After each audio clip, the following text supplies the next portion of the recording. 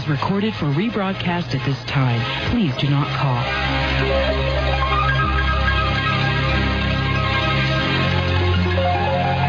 Welcome to Dreamland, a program dedicated to an examination of areas in the human experience not easily ignored. Things seen at the edge of vision, awakening a part of the mind as yet not mapped, and yet things every bit as real as the air we breathe but don't see. This is Dreamland. Sunday evening once again in Dreamland. Hi everybody, I'm Art Bell. And I think you're going to enjoy this evening as, in a way, kind of a follow-up to what we've done with Gordon Michael Scallion, and beyond, of course, but we'll follow up on a couple of those things as well. Because our guest is going to be Dr. Bruce Goldberg, and his specialty is hypnosis, past life regression, future life progression. Wait a minute now, future life progression.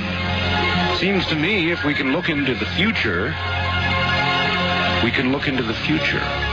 So we'll ask him about some of what Gordon Michael Scallion said, predicted. By the way, on that subject, our lines are just jammed with people trying to order that tape. And my recommendation to you is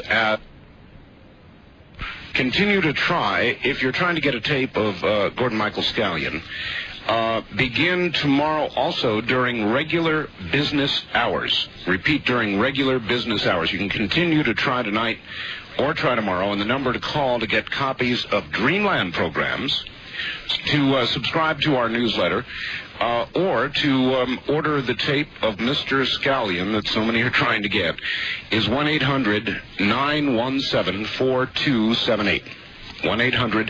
1-800-917-4278. In just one moment, Linda Howe will do an opening report for us, and I understand she's got a very interesting one. Many of you health-conscious people know about antioxidants. In the Dolphin Island Parkway cattle farm area of Mobile, the only tissue removed from the large 1,800-pound bull was the tongue, cut from deep within the throat near the larynx. Mr. Frazier said that his two cows, found 25 feet apart from each other, both lying on the same side with the same excisions, had 4 of their 6 teeth removed in neat circles. But, as usual, the local livestock investigator told the sheriff's office that it was predator, and that has been the formal conclusion. Since the newspaper did an interview with me and some others, I've received phone reports from local residents who say that they have seen odd lights in the woods back of their homes not far from the pastures where the mutilated animals were found. Linda, as a matter of interest, which predator is it that removes tongue and teeth? As far as I know, Art, none of them are capable of doing the kind of surgery I've seen with my own eyes. And when I was in Colorado in January and presented the update on our research about animal mutilations the last 12 months, I showed the sheriffs a whole series of photographs done by Texas A&M and University of Utah wildlife specialists on what predators do to cattle, to sheep, to goats.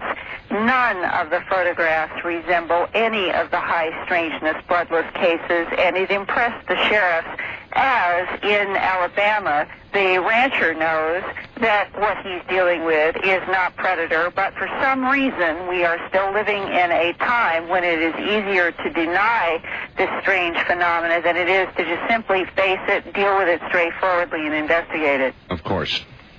Now, if there are any Dreamland listeners in the Alabama area who hear about unusual animal deaths, I would greatly appreciate your calling me at 215-491-9840. There's apparently an upsurge of activity in Alabama, and I would appreciate fresh first-hand reports. My address is Post Office Box 538 in Huntingdon Valley, Pennsylvania, and the zip code is 19006. Again, the phone number for unusual animal death or strange light reports is 215-491-9840. All right, we're on the air in Birmingham. Is it close to that? Birmingham and Mobile. I don't know what the mileage is, but hopefully Birmingham listeners, maybe if you hear about something in the Mobile area, you can contact me, because it's one of the big challenges getting information out of even local areas, let alone the states. Right. Now, in December, I reported about a man in Atlanta, Georgia, who watched helicopters escort what looked like a darker patch of blue sky that he could see moving against the lighter blue sky. He wondered if the helicopters were escorting some kind of camouflage UFO or new aircraft. I remember. Yeah. Well, last week, I received a letter from another Dreamland listener who heard the Atlanta man's report and talked to me about a United States government technology that might explain what the Georgia man saw, and according to her, is based on extraterrestrial technology. The woman asked to remain anonymous, even though she agreed to give this first-hand report about her conversation with a Central Intelligence Agency employee who has been involved in a project to make aerial craft invisible. Oh, my. Shades of the Philadelphia experiment.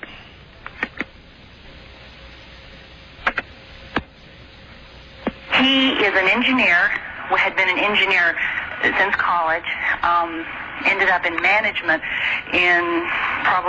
by the time he was in his 40s, and somehow got associated with the CIA. This was in Washington, D.C., and very smart man, and my ex-husband had been an engineer, and so we would talk engineering. I had a little concept of what he was discussing. It was fun. And then once we got into some of the things that, well, gee, you're going off to Vienna, and you're going off here and there. You're doing a lot of top-secret things, aren't you? And he'd kid me a little bit and say, no, of course not, Linda. I wouldn't ever be able to do anything like that. And just, enough so I began to realize that he was involved in some things with the CIA, technical type of things that really were none of my business, and so I probably shouldn't pursue it. One night, however, after many, many months of just kidding around, he said to me, okay, tell you what, I'll discuss something with you that's very interesting that I've been involved in for a while, and obviously this is something for you alone, and we were in an area where no one else would have heard. And he told me that they were working on a very top-secret airplane that would be invisible. It would fly over, you would not see it, you would not hear it. Everyone knows there's technology that can, I guess, inhibit sound. That's not a problem. But is there something that literally someone can walk in front of you, or something can pass in front and you won't see it? I said, well, how on earth does that work? And he said, well, it's altering of the cones and the rods in your eyes when it passes by. And I don't really know the technology, but taking a picture or whatever else, you've got to have the lens working, and all the little mechanisms have to be working to receive the light into the eyes so that it registers. And something cuts off the light, I don't know. You'd have to ask an engineer how that works. But that is indeed the way they would do it. So it's there. As it flies by, it doesn't do anything to itself. It does something to your cones and your rods so that you cannot receive the light to see it. I just remember him telling me that there was indeed a project, and it did indeed work. So whatever the reasons and the plans for it, I don't know. But it was sort of precipitated by your asking him questions if he had knowledge about things extraterrestrial? Yeah, definitely. Wow. Yeah. Wow. That's an important report. And, Linda, the visual spectrum to the human being is not very much different, except in frequency, than the audio spectrum. And you can do that with audio. You can virtually cancel audio. Well, in fact, one of the footnotes to this, what I consider to be a very important report, too, was my own experience at Kirtland Air Force Base in Albuquerque back in April 1983, when I was talking with Air Force Office of Special Investigations Agent Richard C. Doty about extraterrestrial phenomena, and he told me then, now this is 1983, that the government knew that the non-human intelligences that are interacting with our planet could deflect photons so that light would be deflected away from the human retina, thus making the alien craft invisible when desired. And this raises the interesting question that perhaps the popping in and popping out characteristics of the UFO phenomena so often reported by eyewitnesses relates to a photon deflection technology. Yes. And perhaps this woman's report is about CIA technology development that mimics that effect. It might be more technology than what people speculate about in terms of interdimensional doorway popping in, popping out. This may be strictly technology. And if any of our Dreamland listeners have any more information about photon deflecting technology or technology that would affect the cones and rods of the human eye by objects flying over so they become invisible, please contact me at my post office box 538 in Huntingdon Valley, Pennsylvania, and the zip code is 19006. Well, this is liable to get us a contact, all right. Either you or me or both of us by somebody we don't want to talk to. Well, slowly steps. I think at least Dreamland, I am becoming extremely convinced that we have a lot of listeners with a lot of solid information, and that they are learning that they can communicate anonymously, and we will protect that, but still share the information which we all need to know. And just another small follow-up, you have been talking with Gordon Michael Scallion about the future, and you will be doing more so tonight with your guest. Recently, in the last 3 or 4 weeks, I've been getting phone calls and letters from abductees that I have had files and dialogue with over the last few years. And they are reporting what they call these virtual reality dreams that seem more real than life itself. And what they claim that they are seeing in the dreams are volcanoes and earthquakes. It raises a question, which I know you're going to be discussing tonight. Is there something coming up here in the future that is going to involve more earthquakes and more volcanoes? All right, well, you're like another source. Then you have talked to a number of people who have said this, or what? Yes, I have had at least a half a dozen phone and letter reports from abductees who don't know each other. They're in different parts of the country. And periodically, I will get phone calls and letters and what's on their mind. And right now, what is on their mind is upcoming earthquakes and volcanoes. My.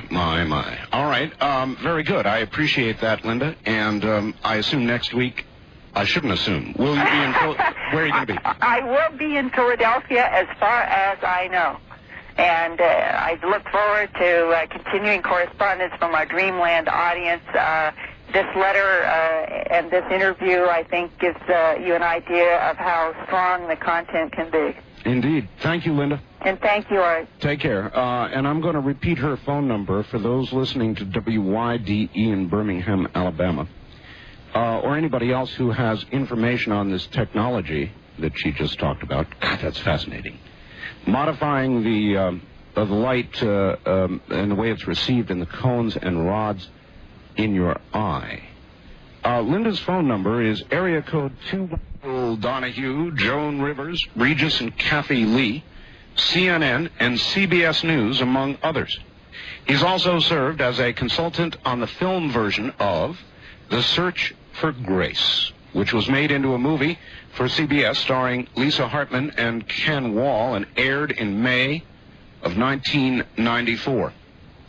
He also, by the way, in December was on a program called Other Side, The Other Side, NBC television, where he progressed a studio audience member into a future life and then later guided the entire studio audience into the future of this life and a future lifetime. December 3rd, CNBC reran his 1993 interview with Tom Snyder, and there they talked about physics and progression. So he's been all over the media. Now he's over it a little more. Here, with just a couple of minutes before the bottom of the hour, is Dr. Bruce Goldberg. Hi, Dr. Goldberg. Hi, Art. It's nice to reincarnate back on your show. Yes, glad to have you. I have some good news for both you and your listeners in reference to the topic that seems to be getting a lot of attention these days, and that is that we can discuss this in more detail, of course, but progression is done by my patients, and I mean thousands of them, have shown that there will be no more major earthquakes larger than the Northridge earthquake anyway of last year for the rest of the century. So the gloom and doomers are not going to get it right this time. That's good news, and I'm glad to have something over on the other side. But I would ask you this. I can understand how one could easily document regression. You could go back and look at history and records, and you could go through careful documentation. I know you've done that, and prove that your information is accurate. With regard to the future, how do you document it? Well, you can document age progression first, and obviously this is what we did on the three patients that were kind enough to come on the other side with me last or 2 months ago for when NBC aired the show, were patients who I had worked with about 5 years prior to the show. Mm-hmm. And what we did was I followed them up. I followed them through. One of them was a case of a woman who had AIDS, and she was able to perceive into the future where she was able to be taken off experimental medication that was not working, and her immune system would respond between, let's say, 4 and 5 times the quality that it would have done had the medication worked. That's exactly what happened. Her CD4 count is now 6 times what it was back about in March of last year. Wow. As a result of being taken off the medication. And she came off that medication based on the progression? Well, she came off the medication. She chose, we're going to talk about how we choose frequencies. She actually chose her ideal path in which she was told by the physician that the medication was not working and that it's her option whether she wants to stay on and get the side effects. And she said, okay, take me off. Okay, take me off. All right, doctor, hold on. We'll be right back to you. Dr. Bruce Goldberg is my guest. We'll be right back. We're Talk 102. This hour of Art Bell was recorded for rebroadcast at this time. Please do not call.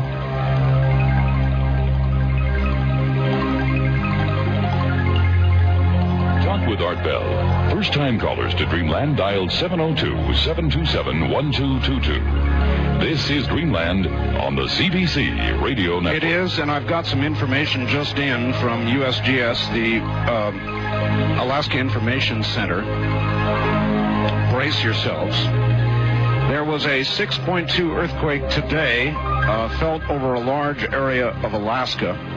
I've got a second fax on it as well. It was 6.2 in, let me see. Well, here's another fax. We listened to you on KFAR Fairbanks, Alaska. There was a 6.2 earthquake in south central Alaska today. And that's from Dan and Susan, and then combined with the USGS report that I have, also calling that, and a 6.2 earthquake in New Zealand, probably an aftershock.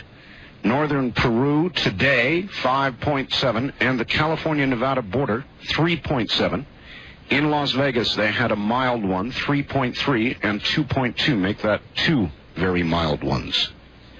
Then this fax, good evening, Art. Please take a moment to welcome KYOS Merced, California, back to carrying Dreamland live, and thanks for listening to their listeners. Yes, indeed. Thanks for listening to your listeners. KYOS back live with us on Sunday evenings. Now, back to Dr. Goldberg. Bruce, are you there? I'm certainly here. Okay. We were talking a little bit about how you can document some of these things, and again, the nice thing about when you work with this, I've been doing this for 20 years now, is that with people who I work with over many years who I can then follow through on those 3 patients that were kind enough to go on the other side interview 2 months ago. These people had gone forward in time back in 1989 all the way till about 92 when I worked with some of these people. And this was now anywhere from 2 to 5 years after the fact. The perceptions that they had received and the ideal frequency that we're going to talk about how people can actually control their destiny was actually able to manifest themselves. So they actually documented the progressions. Now, if you can document age progressions, then using simple extrapolation principles, you can also then make that a reasonable theory, let's just say, or hypothesis as to the future lives coming true too. Sure, makes sense to me. In fact, I've worked with newscasters who predicted, in fact, in Past Lives Visualized, in my older book, there was a radio host who predicted a baseball score result. There was a newscaster who predicted, if you will, or progressed himself to perceive actual news items that actually came true. Many of these were local, and they were not logical items, like a small plane crash and a fire in the city and the name of the person who died and things like that. So there are lots of little things that give more credence to the idea that these progressions are, of course, reality. Well, one of the first things everybody would ask about this, Dr. Goldberg, if you can really begin to predict events, then you could predict the stock market. You could predict all kinds of financial trends and events that, frankly, could get you rich. And the answer is you can do it. The problem here is that you have something called the laws of karma, and this is what it means.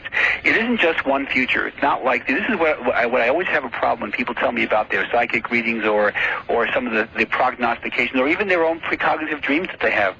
Because you're getting a frequency or an option. If you're not on that frequency, then the lottery number you get or the stock market reading you get is not going to be relevant to you. You have to be on the same frequency where that perception or progression is attained. All right, well, let me tell you just one little bit about Gordon Michael Scallion, what he said about how his visions come. He said, almost like a television screen that plays in front of you, but not just one, 3. He said 2 of them will be fainter. One of them will be brighter in contrast and is the most probable future, but he agrees it could change, it could go another direction. He says he's learned to pick this brighter, more probable future. Okay. Does that make any sense? That kind of coincides with... Actually, it does. What he's saying basically is that in Past Lives Visualized and also in The Search for Grace, in the back of it, I give the complete explanation of how the quantum physics space-time continuum works. What I break it down to very simply are 5 basic options people have. And the one that's ideal, if you will, that the one they can choose and be programmed to, is going to be the one that's going to be pretty much their framework of their reality. Now, what that means, for example, let's say that Mr. Scallion and others, and let's talk about people like Casey and Nostradamus and biblical predictions and all the ones that are unfortunately show gloom and doom.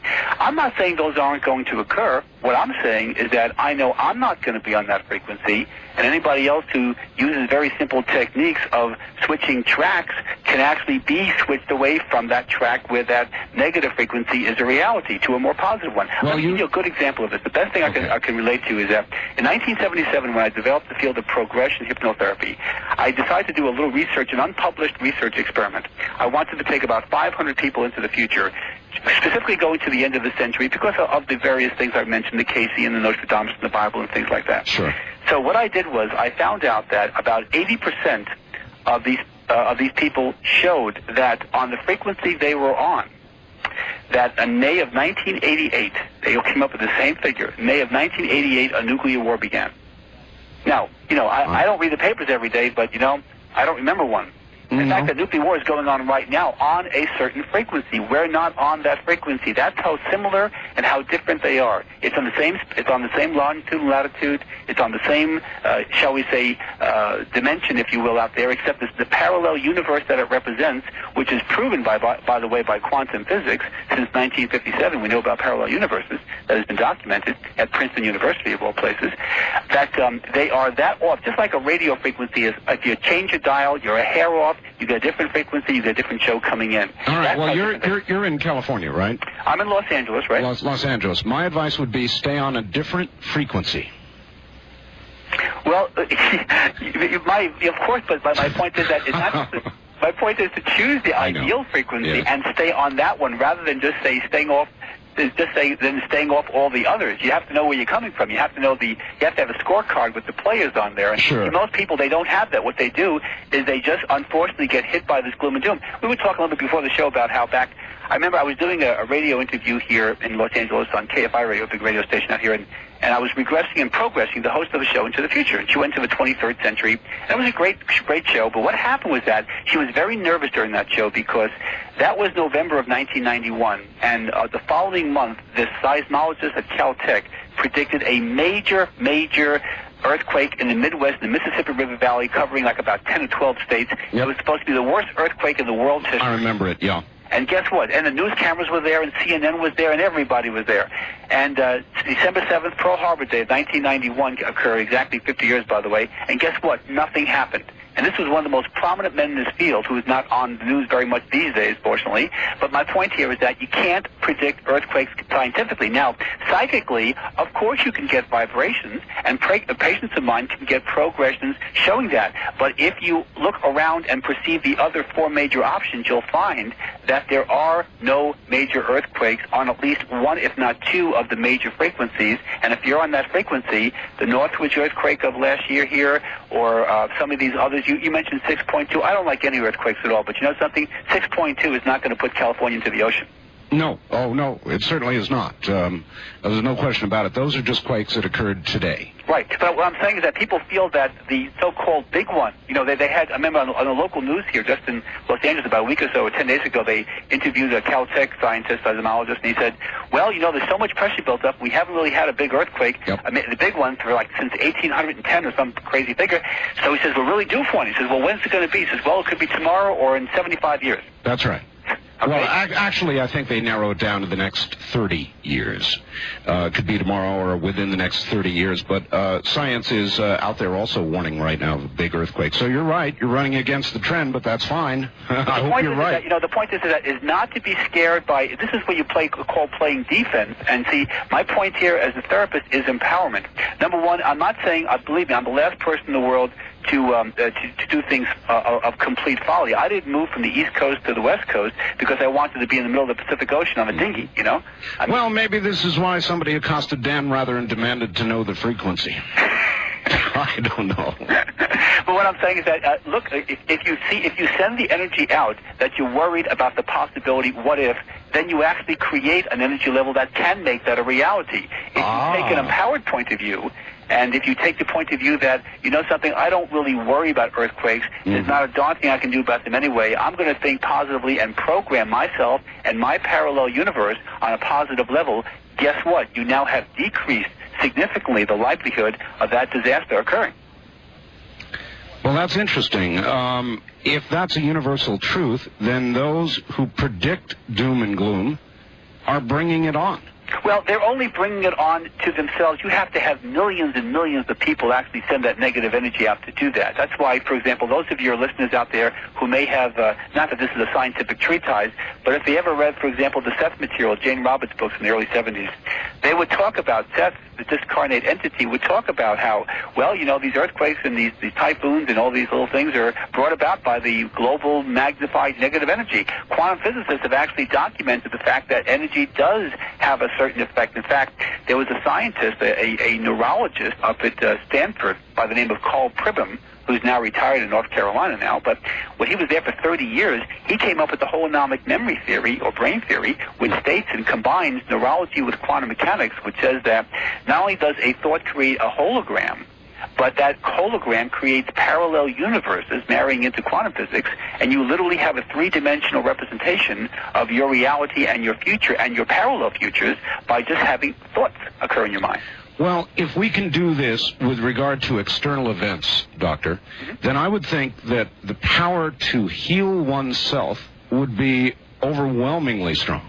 Well, it is. In fact, in my older book, Past Lives Visualized, I talked about a case of hysterical blindness of a woman who was able to use a regression and cleansing techniques to reverse that. I deal with allergies every week in my office. I have psychosomatic illnesses. I have patients who have everything from asthma, migraine headaches, to colitis, to spastic stomach, and colons, etc. These are people who are making tremendous, and of course the immune system. Let's not forget about the woman who was on the other side with me, Mary. She was able to build up her immune system where she's almost out of the AIDS classification.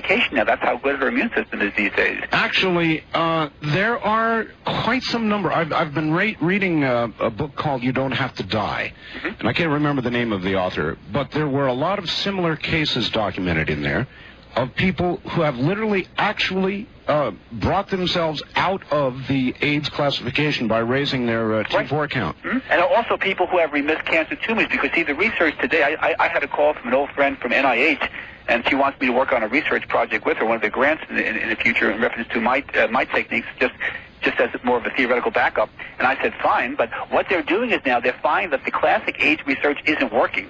just as in Mary's case, she had to be pulled off the drug because it wasn't working. What they're doing now is they're using the cancer research, because in cancer, the problem with cancer is that the T lymphocytes, which fight cancer for the most part, they won't attack their own cells. That's why cancer, which is nothing but a normal cell that has become abnormal, the immune system doesn't attack its own. So that's why these tumors grow and grow and grow. And they're trying to use some of the ways to stimulate the cancer immune system to deal with AIDS. Now, what's also interesting is this. Carl Simonton, back in the 60s or early 70s, when he developed the visual imagery techniques for fighting cancer by using you imagine the cancer is a piece of meat and your immune system is a bunch of sharks and things like that. What he did was, he did that on a more of a psychological, hypnotic viewpoint, because his wife, Stephanie, was a psychologist.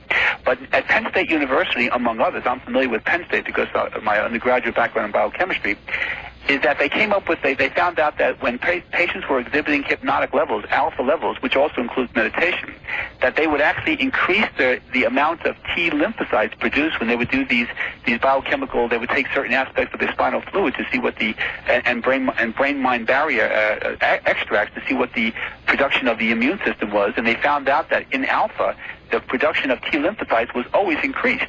So therefore, that we have scientific and absolute biochemical evidence to show that when people do things like relaxed levels of alpha, that they actually increase their immune system. In fact, I have a new scientific article coming out later this year, which will be a survey of the medical literature. It's not my research, showing how the medical literature shows that there is an adrenal corticosteroid produced by the adrenal gland called DHEA/S.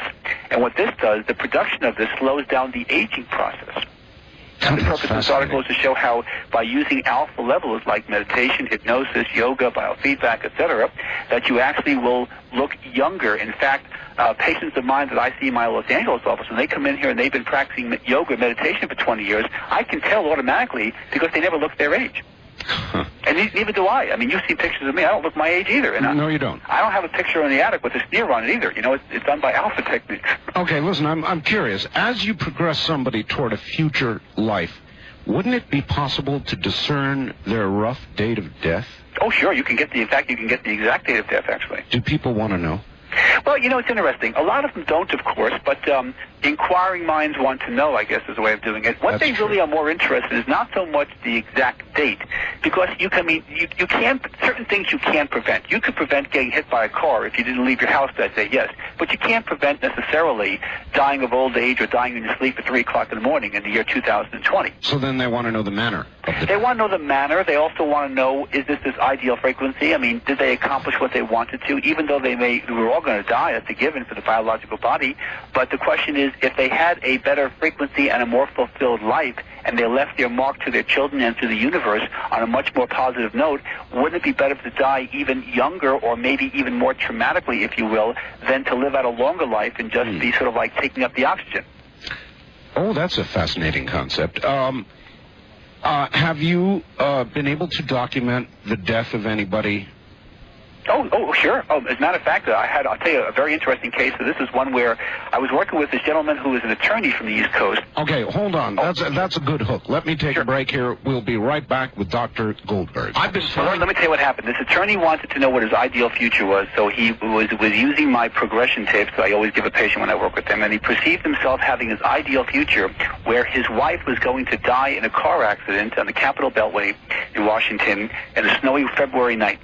And he said, doctor, he says, this is a great frequency, but my wife dies. And I said, well, it's your choice. He says, well, is this like murder? And I said, no. I mean, your wife, she chooses her death. If that's what you want, she will choose her death. You don't let the brake line of a car. You're just progressing yourself into the future. Well, as it turned out, he chose that ideal future. And then I moved to the West Coast, and I didn't hear from him for a few years. And finally, he called me, and he said, doctor, he says, my life is completely turned around. Everything is fine. I said, well, how is your wife? And he said, oh, well, that's one thing I have to tell you. She did die in February. This is about a year or two before that, in the Capitol Beltway on a snowy night, just like he perceived it in his age progression. Oh, my God. Now, the question is, again, did he tell his wife about the thing? As a matter of fact, yes, he did. His wife absolutely hated me. she must have thought I had 3 6s on my skull. I mean, she did not like anything to do with my work at all. I'm sure. She just despised it, so she just rejected everything, so it wasn't a great conversation that he had with her. But at the same time, on the principle here is that, believe me, I don't wish anybody's death, but remember, everybody chooses their own death. His wife literally chose to have that happen.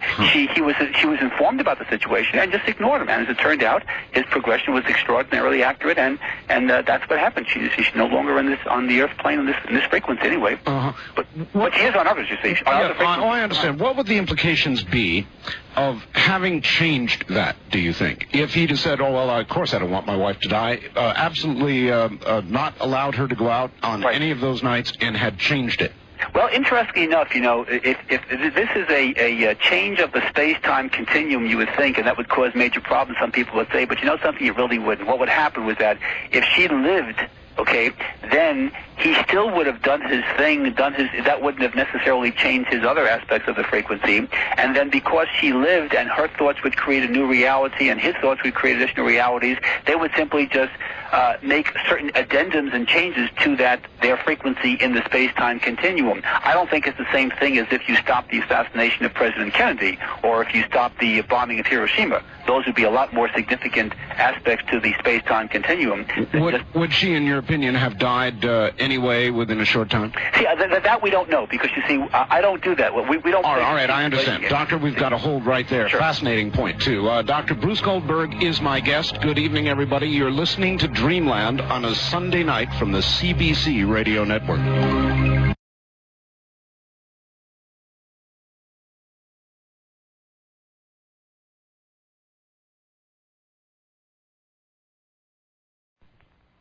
And I wish to say good evening to everybody. I am Art Bell. My guest is Dr. Bruce Goldberg. He'll be back in a moment. Another fax in. Dear Art, Anchorage, Alaska. We felled it too. At least a 6-pointer. P.S.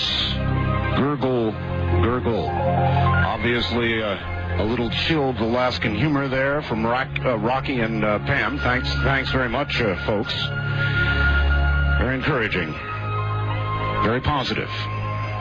Maybe if everybody feels that way, we are doomed, according to Dr. Goldberg.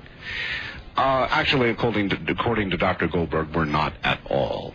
I want to take a second out. We've got a pretty heavy commercial load. We're booked tight, actually with a waiting list to get on this program to give you some idea of its popularity.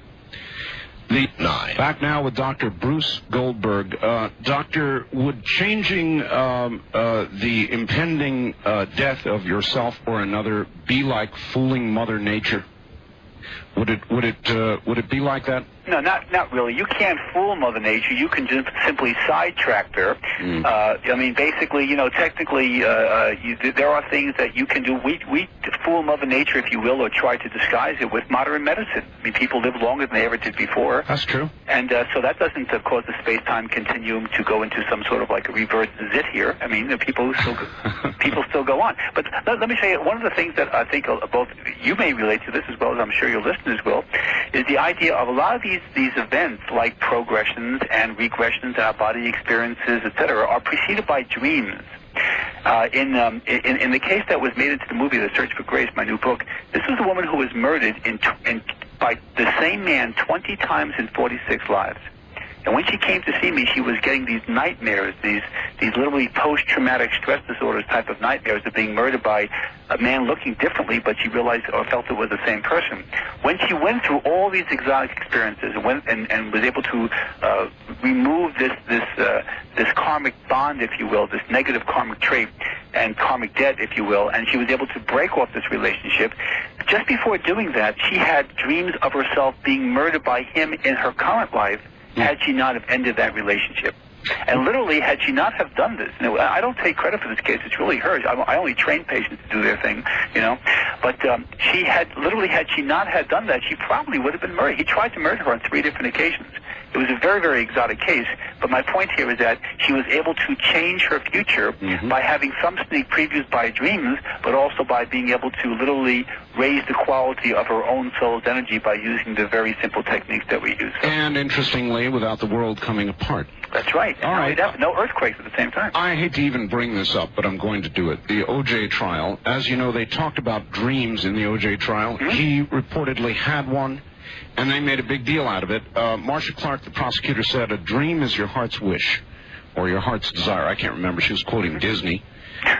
Is that what a dream is? What is a dream? No, actually, I tell you, Marcia Clark does not have degrees in psychology, I grant you. Well, she thinks she does. Although you should see her topless, they'll pick up the Inquirer. But anyway, the idea. Are you serious? Do they have a topless picture of Marcia? Oh, sure, yeah. It's censored, but yeah, it's incredible. Big topic, sure. This is before she got her briefs. But the point here about dreams, what dreams are physiologically? The idea was like real hard science. And what dreams are, when you have a dream, it doesn't matter what the theme is. The dream that you're having is actually a remnant of anywhere between 30 and 50 fragments of dreams. They really do mean nothing. Now, when they do actually come true like a precognitive dream, or when you dream about a past experience that it actually documents and lays out as a past life regression, that's fine. You're getting a nice scenario coming in. But most dreams are just absolute nothing but, you might say, the mind doodling at night. They really don't mean it. They're not necessarily the heart's one. I mean, I have said that, the random firing of synapses. Well, I mean, do you think people all want to take a swan dive into some fjord? I mean, a lot of these dreams, which are really nothing but out-of-body experiences, are when people are floating in the air and they feel like they go into the splat on the ground, but they never quite splat. You know, they just sort of like fall, and they keep on falling. And these beautiful dreams, what about the sexual dreams? Does that mean that all these sexual dreams people have, they're trying to do half the county? I mean, you know, it's not quite. Some of them are just wishful thinking, sure. Some of them are actual reviews of real past and future experiences, and some of them are nothing but a big, you might say, antipasto of just things that are going on in different levels. So I wouldn't sell the farm based on a dream. I talked to somebody the other day, Doctor, who said, we were talking about falling dreams. He said, I actually have come to the point where I'll have a falling dream and I'll wake up, I'll realize midway down, actually realize that I'm dreaming. And in order to have the experience, I willed myself to go ahead and fall the rest of the way. Yeah. And he said, I landed, or crashed, more like it, and laughed and got up and shook myself off and woke up. Well, he had now that you now change the terminology. Now he had a lucid dream, which means that you now know that you're dreaming, which really changes the rules now. The lucid dream is actually almost a somnambulistic, a very deep-level hypnotic trance is really what you're doing when you're doing that. But now he's changing the rules. See, most people, if you talk about their dreams of falling, they never splat. They wake up beforehand. Either they wake up yelling or screaming, or they just wake up and they say, you know, that was kind of pleasant, but I really wish I wasn't falling. With a start. I usually wake up with kind of a start. Right. What that is basically, it's a conscious remnant of an out-of-body experience. All dreams are out-of-body experiences. This has been documented for nearly 40 years now. So basically, he's now changing the terms by being a lucid dreamer, which is very hard to do. It takes a lot of training, actually, to do. But wait a minute. You're changing the story on me midway here. You're saying now, first you said all dreams are basically random synapses firing. Now you're saying all dreams are out-of-body experiences. Oh, yeah. Well, they both.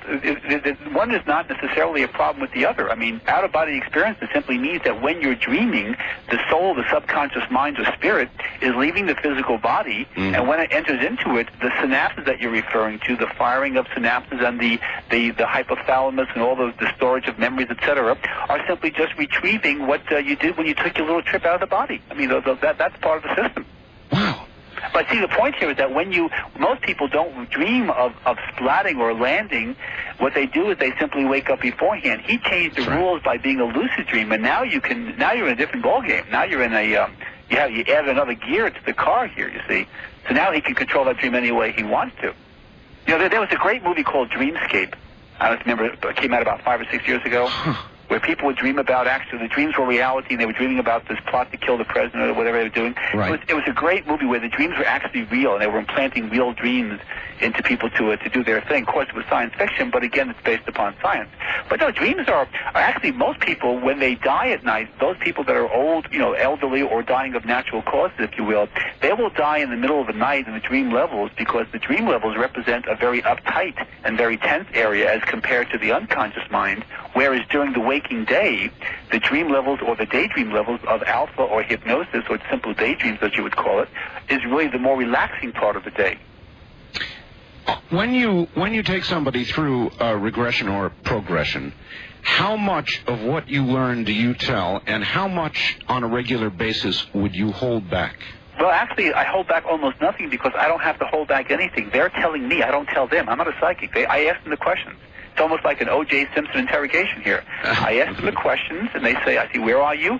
I'm on a carriage driving in London in 1921 with rhinestones on the boots, whatever. They tell me everything. Now, the patients who will not be able to recall, where, of course, I will tape those sessions when they have what we call hypnoamnesia, those are people who are in a fairly deep level of trance, and that's only going to be about maybe 20% of the population that will do that.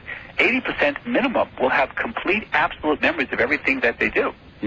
So I don't have to withhold. I don't have to have past life regression interrupt this over anything here. What is the process that will prevent recall, do you suppose? Well, of course, there are a couple of things. Number one, if a person is perceiving anything that's traumatic and they don't want to recall it, just like a person will not remember, if you ask most people to describe what they were like in junior high school and high school, they will probably tell you they were the captain of the football team and had 17 cheerleaders, when in fact they probably had, pen holders in their pockets and very thick glasses, I mean, people have a tendency to exaggerate their background to avoid the negativity. Well, then what leads you to believe that they would not exaggerate the existence of a past life or a future life? In other words, to fantasize. Well, of course, in the search for grace, this was a case where I'm not real big person on documentation. I do have cases that are fairly documented over the years, but this was a case that I turned over to CBS, who then had an independent researcher look at the material.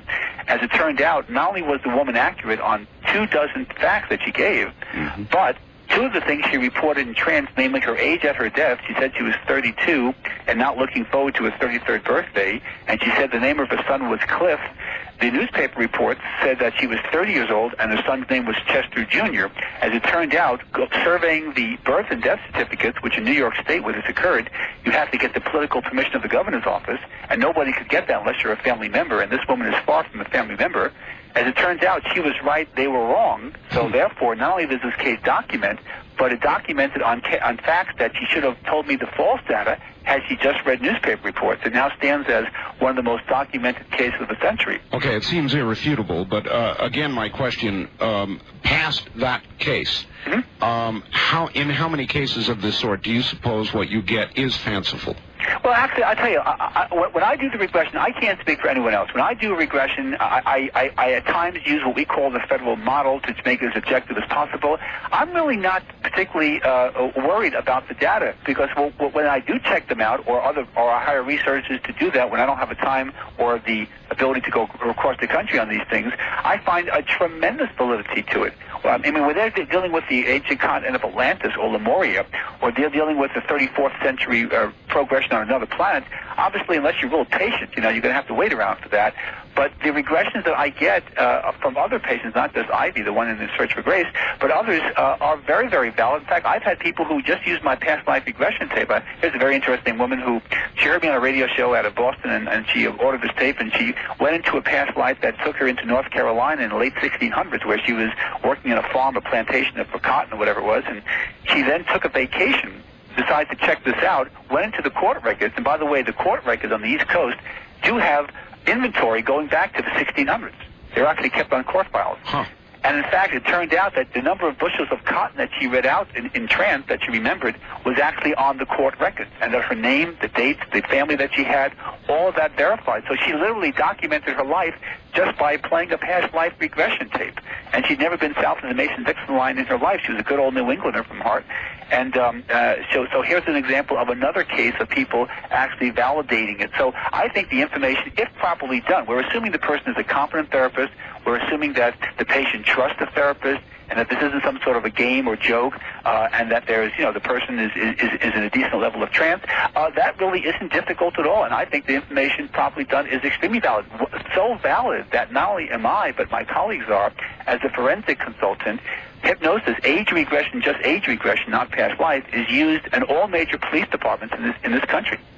Every LAPD, NYPD, all of them, they all have either people like me, outside consultants, or captains or sergeants or lieutenants, or et cetera, people who are trained to use investigative hypnosis to go back to get data that can be corroborated independently in their investigation, and it's done all the time. It's remarkable. One of the things, again, just for a second, I can't resist on the O.J. trial. All right. One of the things you recall with respect to this dream, the introduction of this testimony was made possible because O.J. had said to somebody, I had a dream of this, and so I think it would affect my lie detector test results. Would you think that to be a valid comment? Well, actually, I think that, first of all, the dream should never be, if you talk to any attorney, the dream should never be admitted. I mean, this is going to be automatically a case for appeal. I agree. It's ridiculous. I do agree. Secondly, the polygraph is not admissible either, so you have two not inadmissible things that should be inadmissible. Having said that, though. All right, having said that, the dream himself, if the dream convinced him one way or another, that's one thing. If the dream upset him, see, the lie detector or polygraph, which of course is not admissible, only detects emotional spikes in your system. When you lie, you're supposed to worry about it and get stressed, and the BMR, the basic metabolic rate, and the heart rate and the pulse rate is supposed to go up, and that's what the lie detector is measuring. That's all it measures. John Dillinger was infamous for being able to take lie detector tests when it was admissible and pass them. That's true. It's quite true. And ask an FBI agent. I'll tell you about that.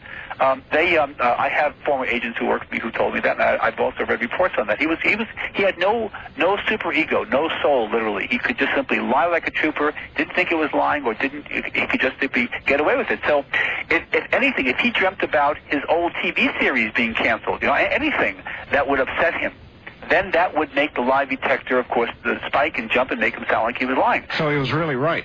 Well, he was right, of course, but it didn't have to be the dream. He could have just gone over, one of his games where he only gained 20 yards against the Dolphins in 1972. That could have done it too. It could have been anything. So I also take it, by the way, that somebody who could consistently pass a lie detector test and lie successfully could have a session with Dr. Goldberg and come away having fooled you. Well, you know something? I've thought of that myself, and a pathological liar, or maybe a paranoid schizophrenic who's very good at that. Yes. It hasn't happened yet, but it did happen to a colleague of mine. Yes. The man. Do you know the book Abductions by John Mack? I talked to Dr. Mack not long ago here on the air, so yes, I know all about it. Yes. Well, there was a case that apparently got by him, and I don't know the details of that particular situation, but I have never run into that. I mean, I've been on so many television shows with patients of mine, radio and TV shows, that if anybody was trying to dupe me, or whether it be one of these organizations like a certain one in Buffalo, New York, that we both, I'm sure, know very well, who like to plant people in places like that, or research laboratories, to try to say, oh, guess what, this is a magician, and the whole thing's a scam, But I have never had that. I've been doing this for over 20 years, and boy, I'll tell you, I'm a real target. If anybody wants to try to do that, boy, I'm very public with this. That's exactly what I was thinking. I've never had that problem, but then again, whether it's good karma or whether it's simply the fact that I really do feel that with hypnosis and with proper techniques, it really would be tough. I think I could detect a liar or somebody who's trying to fake it in a New York minute, because I've had one occasion where a husband of a wife I was working with who was trying to corroborate a past life tie, and he was just trying to patronize his wife, and of course I saw him separately, and he did try to fudge it, and I said, look, I know what you're trying to do here, and I really don't appreciate it. He said, how'd you know, Doc? And I said, it's my job to know, So this was not exactly the good way to prepare for Valentine's Day, Exactly. Fascinating. Well, we're off on a fascinating track, and what I would like to do shortly is open the telephone lines, maybe out of the bottom of the hour here, and allow people to ask you questions. I didn't realize you knew so much about dreams. Oh, well, you see, you have to in this field. Remember, my background is, with my medical background, with a dental degree, and, of course, a lot of intensive study in neurology here, dreams are nothing but hypnosis interspersed between the unconscious dream cycle, the sleep cycle. So if you do this field, if you do what I do and don't know a lot about dreams, then you're really sort of like in the wrong ballpark here. Can you produce, in other words, in a hypnotic trance, can you in effect produce a dream? Well, hypnotic trance is a daydream. Is a daydream. So basically, the only difference is the person doesn't snore usually, and that's the fact that they're interspersing the hypnotic level with the conscious mind proper or willpower or beta brainwave level, whereas at night, the nocturnal dream, or what we call the regular dream, is going to be interspersed with the theta and delta of the unconscious mind. That's the only difference. One last OJ question, then I'm done. All right. I know you deal with obsessive-compulsive people. Right. And my take on the OJ thing has been that he was obsessive and compulsive about her, and that she may have broken the straw of the camel by a little bit of taunting. I mean, you taunt an obsessive-compulsive person, and you may well push them over the edge. Is that a reasonable take? It's a reasonable take, but what you're doing here is you're making the same assumption that a lot of people, both in and out of the media, do, and they assume that he's guilty, and that still isn't something that has been demonstrated yet. But yet, well, with the amount of evidence, I calculate he is either A, guilty, or B, was framed. No other answer seems very likely. I agree with that too. But my point here is that he was definitely obsessed. He was obsessed with his football career. If you talk to any of his fellow athletes. All right, we're going to have to hold it there. We're at the bottom of the hour. But basically, you gave me the answer I wanted. Thank you very much. Dr. Goldberg, back in a flash. You're listening to Dreamland.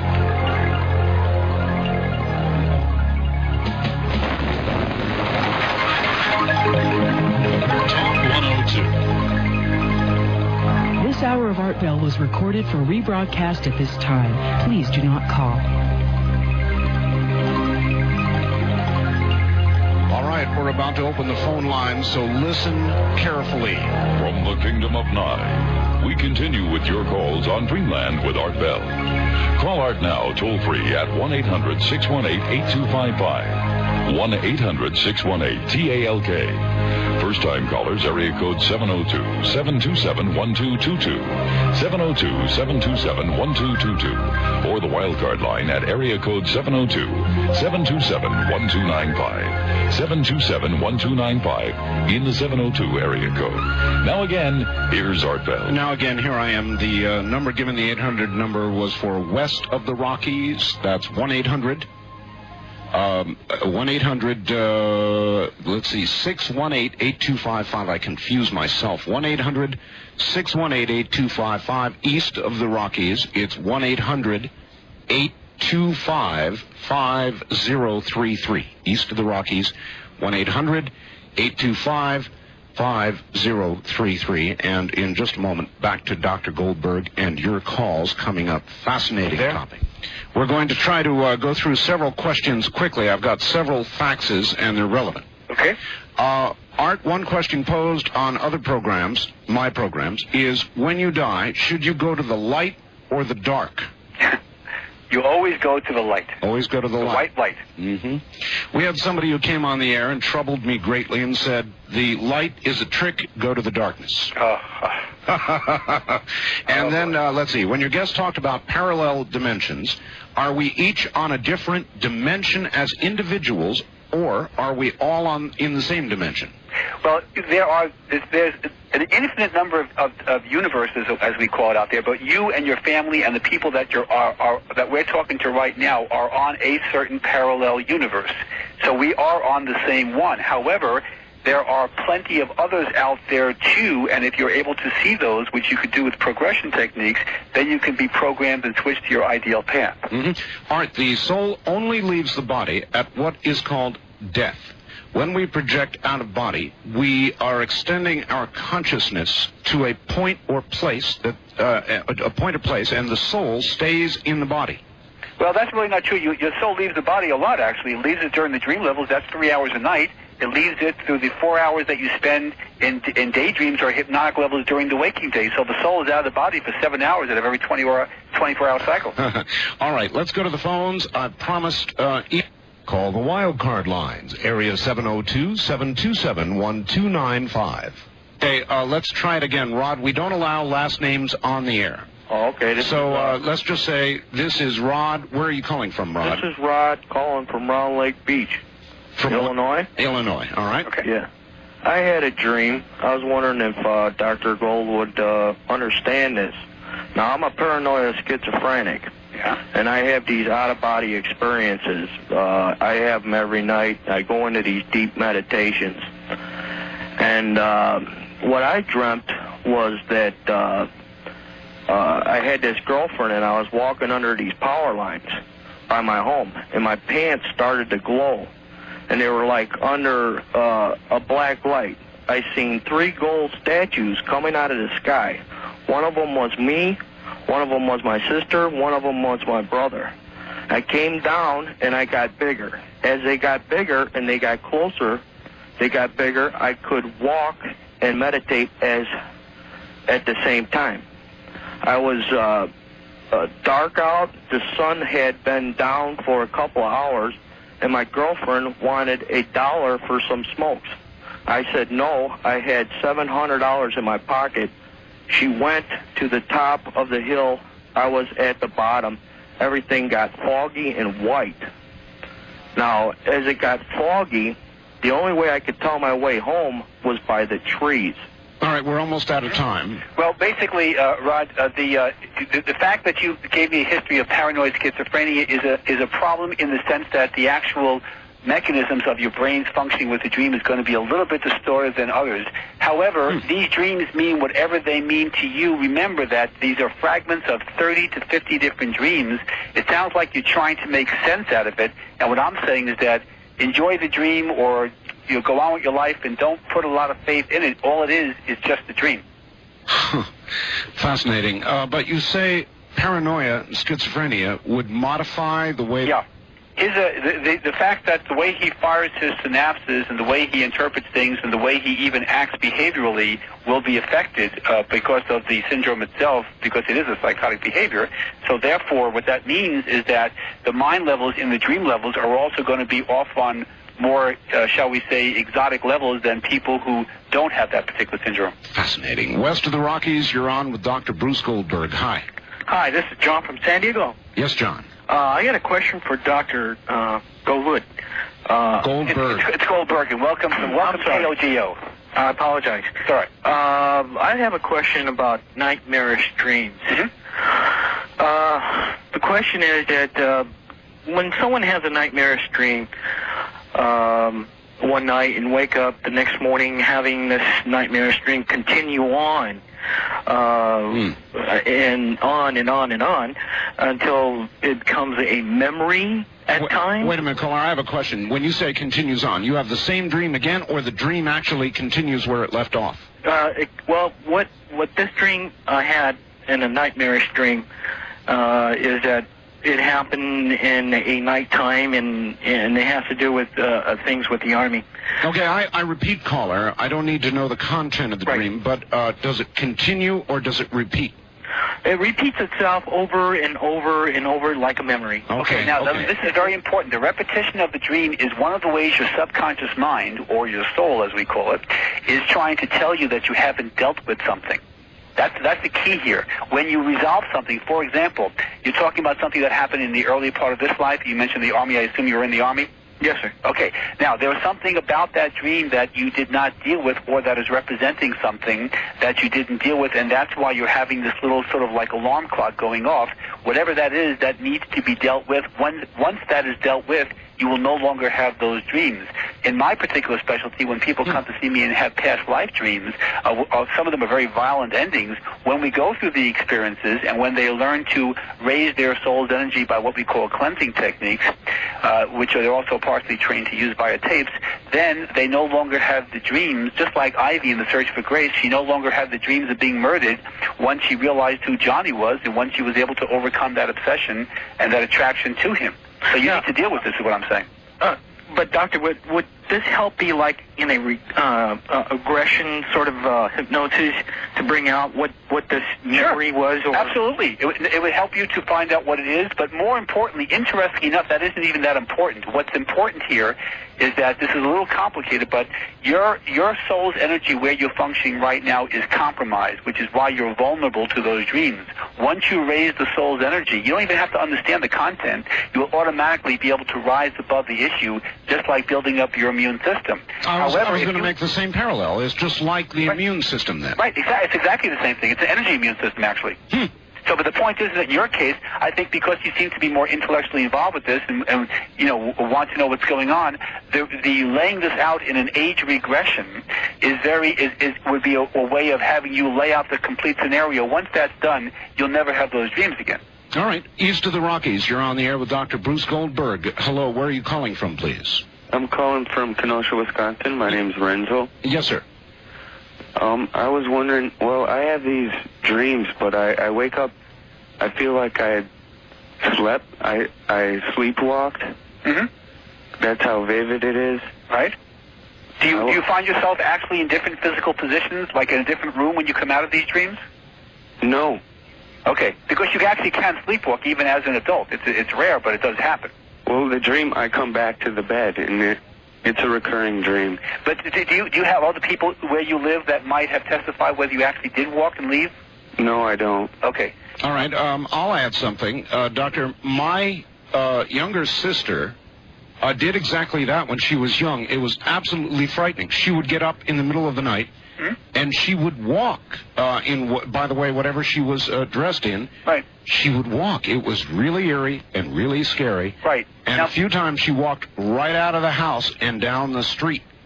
But I'll bet she grew out of that as she grew older. She did, yes. Right. Now, most people will grow out of it. However, some people have other remnants of that. For example, I used to date this young lady who would call me at 3 o'clock in the morning. Sometimes I was actually up. And she wouldn't have any idea what the call was about. She would talk, and very intelligent. She was very bright. She was very articulate. And she would say, listen, I'll see you tomorrow. And then I would say, gee, how come you called me 3 o'clock? And she goes, I didn't call you at 3 o'clock. I swear I didn't call you. She would swear in the Bible that she didn't call me. And in fact, she did. So this is a form of an adult form of somnambulism, as they would call it. But basically, these deeper dreams, is there something else you're trying to make out? Obviously, you're having very deep dreams. I don't doubt that. But is there anything else going on that... I mean, you would know if you slept walk because you would have, like, your feet would be dirty or you'd be cold. You'd have physical signs. Right. Yeah. Okay. Let's move on. You're on the air coast to coast with Dr. Bruce Goldberg. Good evening. No, you're not.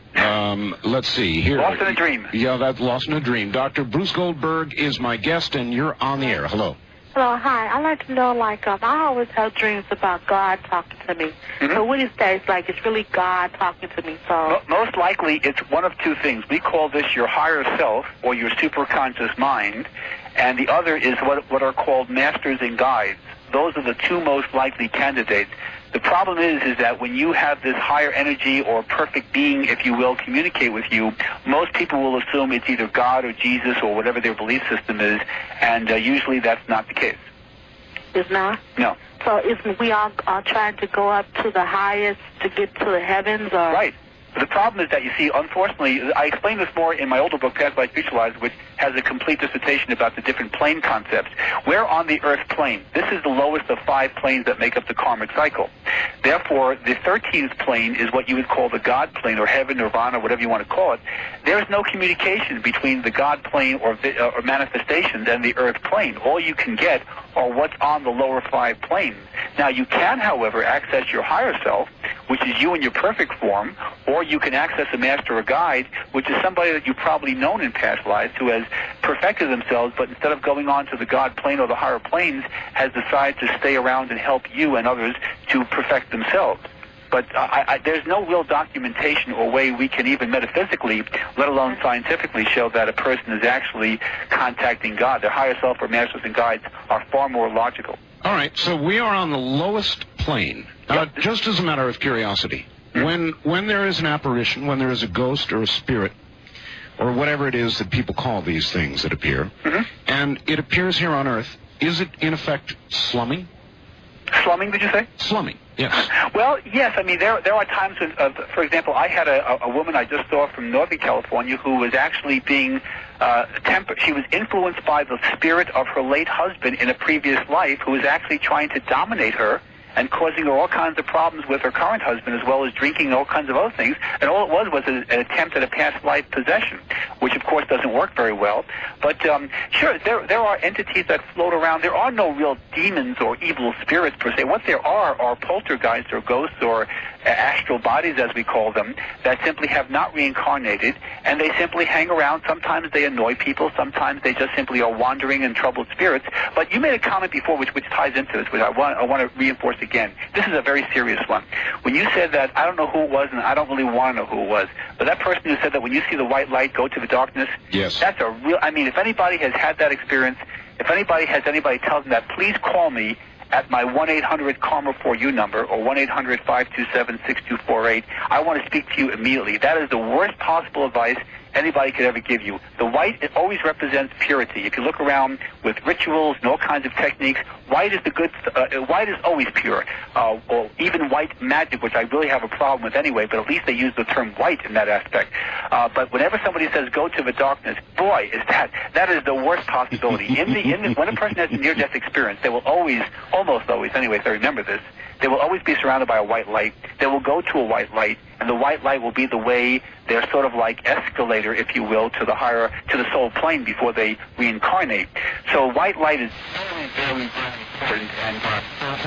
Note, I'm glad you told me that, Doctor, because it was me that was told that on the air, and of course, along with everybody else, and it has troubled me for years. Really? Yeah. Well, it's something that, to me, had you not, and I'm glad you brought it up, because people actually do that. They give that kind of advice. Usually the person giving that advice either doesn't know anything, or more importantly, is that they're trying to get people into the other aspects, like negative projection techniques, black arts, voodoo, hoodoo, you name it. There are so many problems like that around that I face, because I work with people to deprogram them from these influences. And white is always, you'll never lose with white. When somebody sees an aura, and they see a white, golden, or yellow, or orangey kind of aura, that's positive and pure. When they see a grayish or blackish overtone, that person's in trouble. Usually they're dying, or something is occurring that is not really metaphysically positive here. All right. East of the Rockies, you're on the air with Dr. Bruce Goldberg. Hi. Yes, hello. Hello. My name is Saul. All right. Just give us your first name and where you're calling from. I'm calling from Russell, Illinois. Yes. Hi. This is Dr. Goldberg. Can I help you? Well, yes. I was wondering, well, you know how all science fact has proven that the Bible basically is wrong. Well, when you say the Bible is wrong, I don't know what you specifically mean. I mean, what do you mean, Cole? Yeah. Well, people would listen to this show and think that you're evil. They don't. In church, they say that aliens aren't real. They're, et cetera, you know. Well, you have to understand, to me, I don't like the word wrong here. I prefer that everybody's entitled to their belief system, and the Bible, of course, has made certain predictions which are supposed to occur in the next 4 and 5 years, and those will be either right or wrong. I can tell you that, and I can tell you that they're not going to happen. But basically, you have to determine your own faith. See, the spiritual aspects of metaphysics really fits very nicely in any form of religion, if you want to call it that, if you will. But to me, the point is not what you believe in, and not whether you're Jewish, Christian, Buddhist, Islamic, or whatever it is what you do with it. And the do unto others is really a karmic principle, not just a Christian principle. So yes, I don't think it's incompatible with that. Yes, but Doctor, a lot of Christians out there would say the things you deal with, regressions, progressions, you talk of spirits, you talk of spirit levels, and all of that to the average Christian is evil stuff. Well, but so did Jesus talk about that, and so did the apostles. I mean, spirits have been around forever, and the idea of Easter coming up, if you will, is nothing but reincarnation. So, I mean, it's a question of, I think, the names that we give it, and maybe I come across, you know me very well, I come across from this from a very scientific perspective. Yes. And to me, it's a clinical discipline. So to me, although I do agree and believe in the theory because I've tested clinically myself, however, my bottom line as a therapist in Los Angeles here is that patients come to me because they have real issues, habits, phobias. They're victims of negative projection techniques. They have all kinds of things from sexual dysfunction to various forms of psychosomatic issues. And using these techniques and energy cleansing techniques, which, by the way, are backed by hard science, simply helps them to resolve issues, to grow, to empower themselves, which is my main point here, is having people become independent of drugs and of people like me, even therapists, is to go on with their lives. And to me, hey, if that's evil, then, sign me up for it. I mean, all right. It works. First time caller line, you're on the air with Dr. Bruce Goldberg. Hello. Hello? Yes, hello. Hi there. I'm sorry. The line is not too great. Okay, where are you calling from? Oregon? Oregon, okay. What is your question? Last week I had my first regression, and to work on a specific issue. Mm-hmm. But instead, I found myself as a light being on Alpha Centauri. All right. And I was very surprised about it.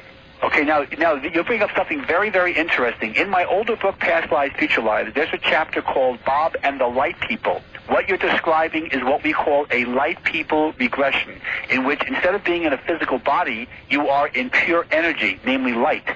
This is a very relatively rare occurrence. It's about maybe 3 to 5% of my regressions, and my guess is that the information that you were trying to attain was probably very difficult to get, was it not? Yes. Okay, a light people regression is actually a very, almost like a sensor type of regression. It's very difficult to get, but this is, you are not paranoid schizophrenic here or psychologically disturbed because of this.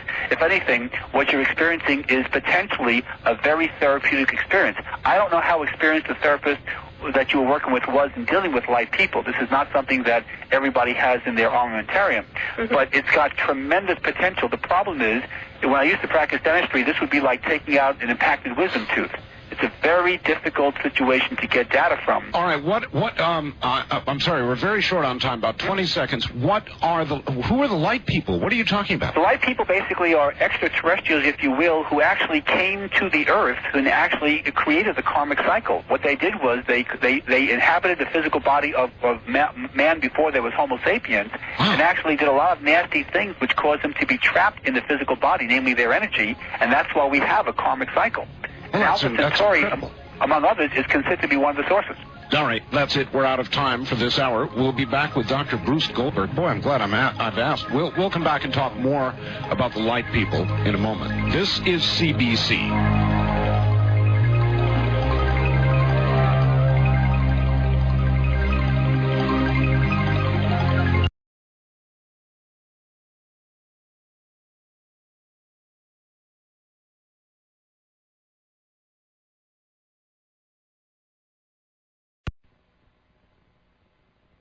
Wi-Fi, 1-800-618-8255. First-time callers, area code 702-727-1222. Or the wildcard line at 702-727-1295. This is the CBC Radio Network. Indeed, it is. Sunday night, Dreamland underway. East of the Rockies only, it's 1-800-825-5033. 1-800-825-5033. A fax from Santee. I want to comment on this from the doctor. Hi, Art.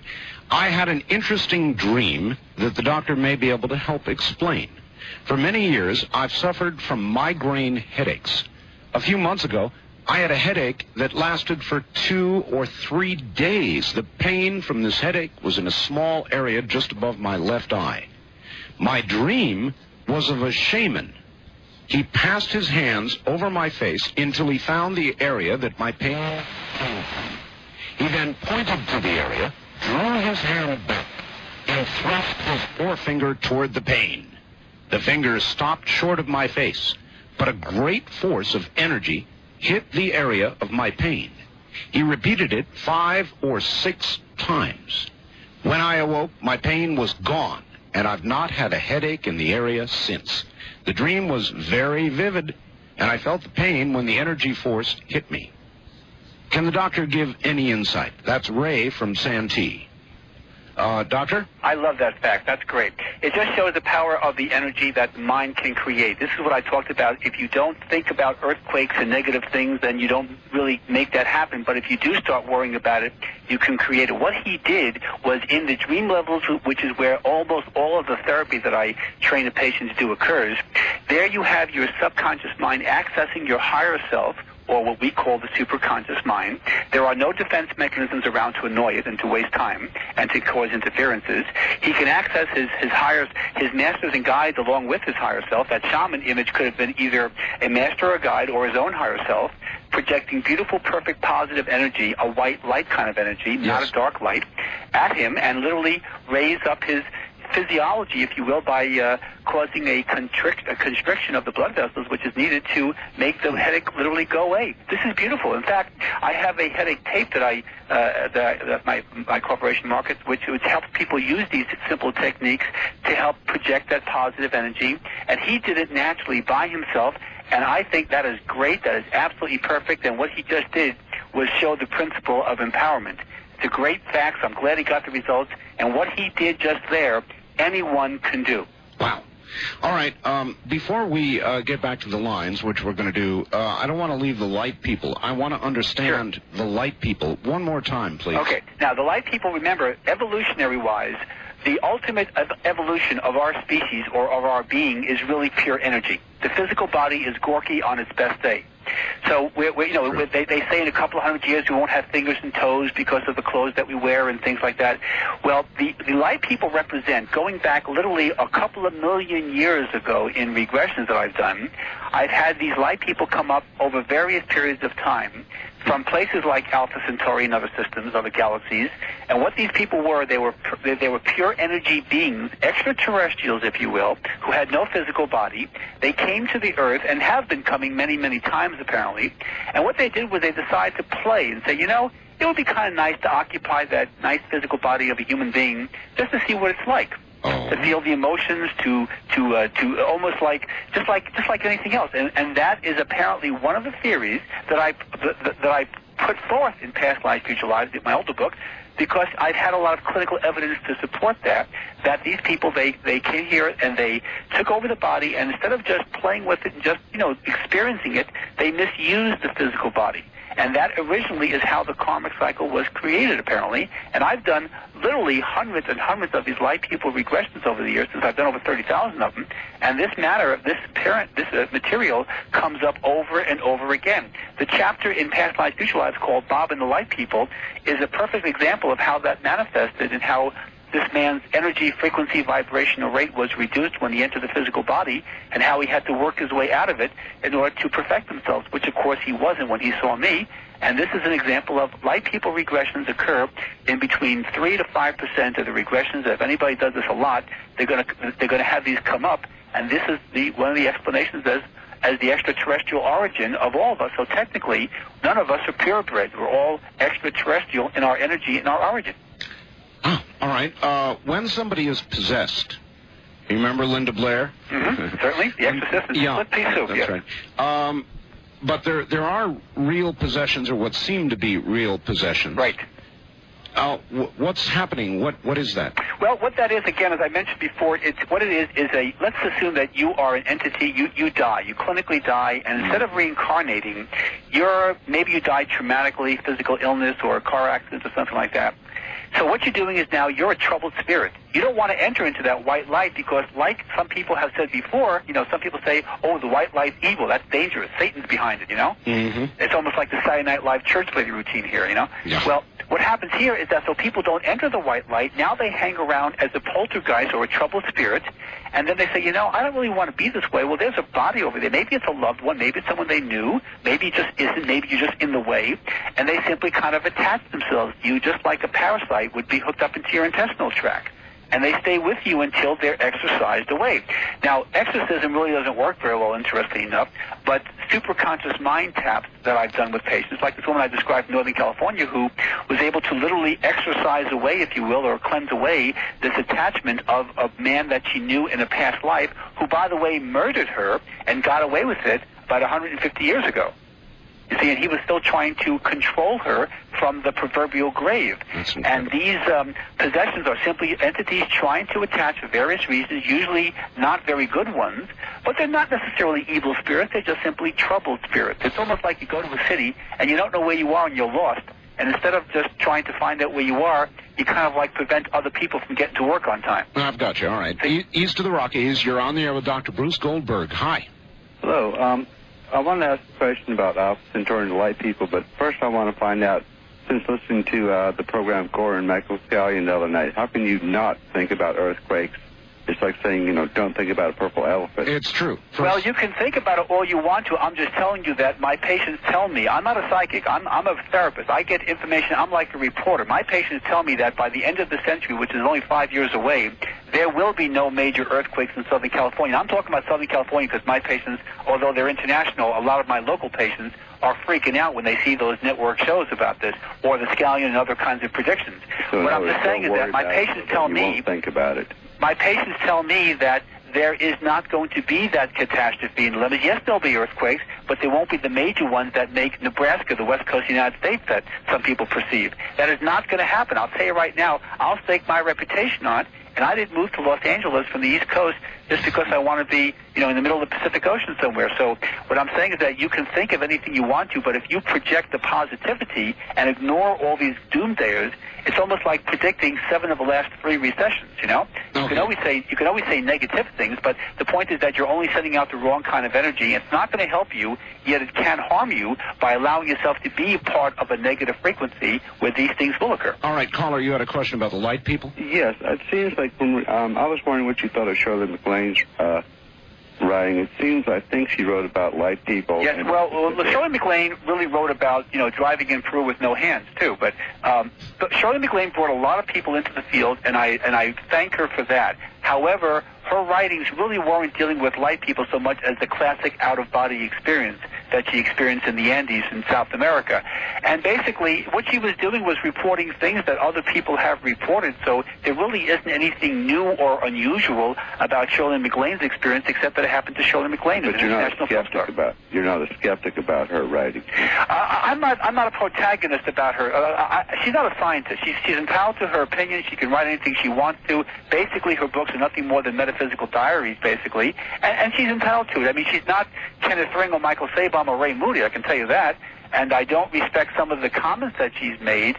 For example, she once made a comment in a Playboy interview, which I read, which says that the crystals that were the source of energy, by the way, on Atlantis, and I'll agree with that for my regressions, are used on NASA space capsules. Let me tell you something. I work with NASA scientists. Some of them are patients of mine. There are no crystals on our space modules. None whatsoever. So statements like that are incorrect. They make the field, shall we say, laughable, and it does not help the credibility of the field. However, if you look at the good points about what she's done by bringing the numbers of people into the field via, I think the sales of all metaphysical books or New Age books in those days in the early 80s, something like increased by 35% after her bestseller Out on a Limb came out. So in that case, God bless her for that. But she's not exactly somebody I refer to when I write a scientific article. All right, good. First-time caller line, you're on the air with Dr. Goldberg. Hello. Turn your radio off, please. Hi. Hi, where are you calling from? Oh, I'm calling from Seattle. My name's Linda. Hi, Linda. Hi, Linda. Hi. I was wondering, in your research, do people in their past lives, do they have different genders, or even like in Hinduism, are they different species? Well, is there any learning reason for that? Okay, I don't regress people to different species. Transmigration, if you're referring to the Tibetan and Hindu aspect, is never been confirmed by me. I've done over 30,000 regressions in over 10,000 patients, and I've never regressed anyone to be a head of lettuce yet.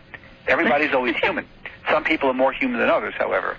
But what I'm saying is that but they do change sexes, you change races, you change socioeconomic status, you reincarnate and choose the karmic subcycle, if you will, that will help you to manifest your own spiritual growth.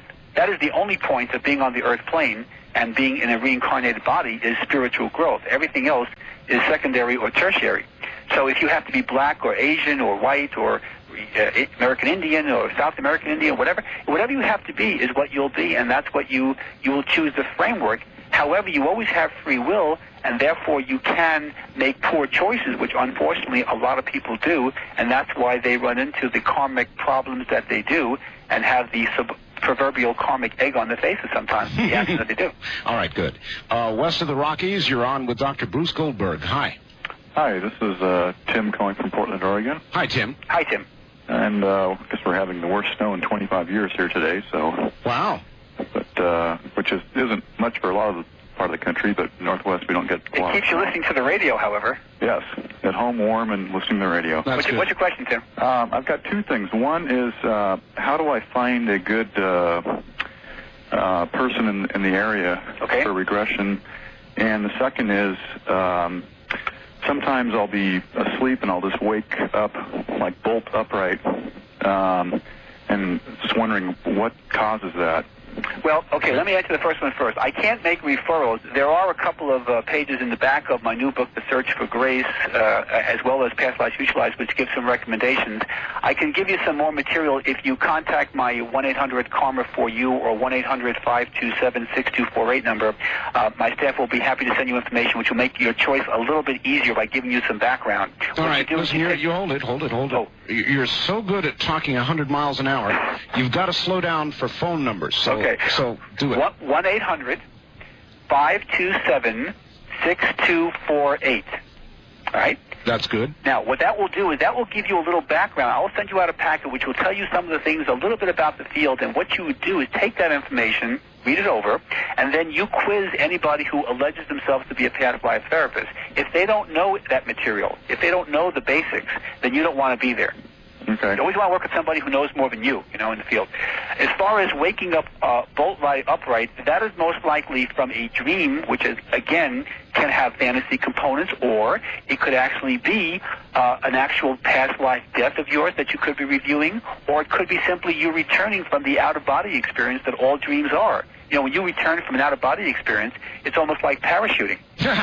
And sometimes you land on your butt, and sometimes you roll over and land like you're supposed to. So sort of whoosh on back. Right, whoosh you're back, and sometimes wish I wasn't back. Cute. East of the Rockies, you're on with Dr. Goldberg. Hi. Good evening, gentlemen. Hi, where are you? This is Jim in St. Louis. Yes, Jim. Dr. Goldberg, what can you tell us about your patients' progressions and their what do they know about the day when we will finally be confronted with, these non-human intelligence that, have been visiting us for so long, and where exactly our place in the universe? You're talking about the extraterrestrial contact, then? Yeah. All right. Well, basically, if you're looking for the extraterrestrials to hold a press conference at the UN very quickly, it's not going to happen. It's about the 24th century when the extraterrestrials make the regular contact that will make them a part of our society. How do you know that? Well, because that's what patients tell me. I mean, in Past Lives, Future Lives, I document about the next 500 years. And in the 24th century, apparently, it becomes more of what you might see on old Twilight episodes, to the degree that they become literally a part of our society. We make a lot of travels to other planets. We have exchanges, scientific exchanges. We do all kinds of things that are become more of a regular basis. But the contacts, we're still going to have many contacts, as we do now occasionally, but they're not going to be the regularity. It's still going to be the people that think of it as fringy, or the scientists or the government trying to repress the information, the usual things that the Pentagon types do, but you're not going to have the regular contact until the 24th century. Do you believe that our government now knows they exist? Oh, absolutely. Are you kidding? I mean, if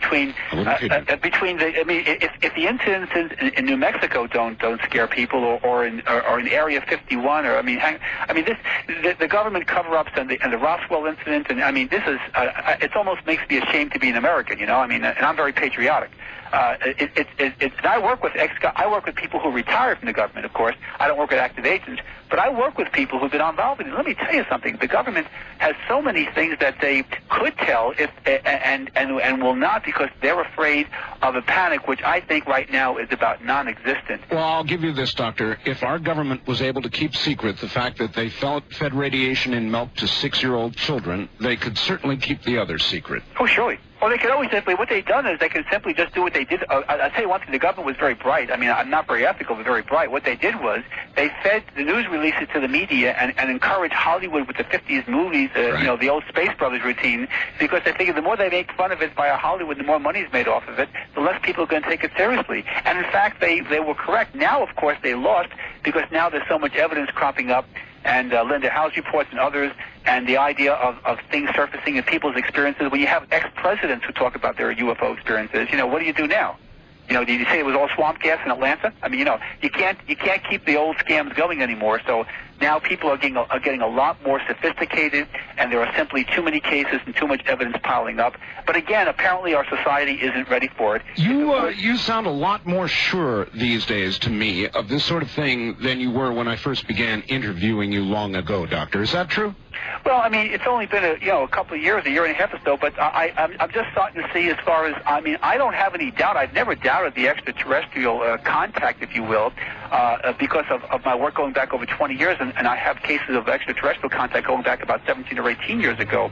What I have been more acquainted with some of my more recent patients have been simply the extent of the government cover-up. All right, we got to hold it right there. Hold it right there. Dr. Bruce Goldberg is my guest. This is CBC.